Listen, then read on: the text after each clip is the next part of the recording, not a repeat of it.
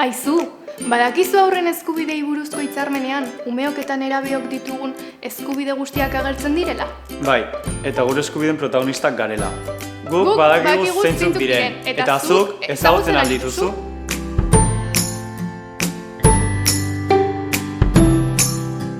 Gure herrialdetik ihes egin eta beste batean, babes hartu behar badugu laguntza eta babes berezia jasotzeko eskubidea dugu.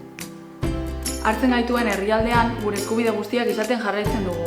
Ihesi joan eta babestu behar badugu gure familiarekin elkartzeko eskubidea dugu, ahal den guztietan.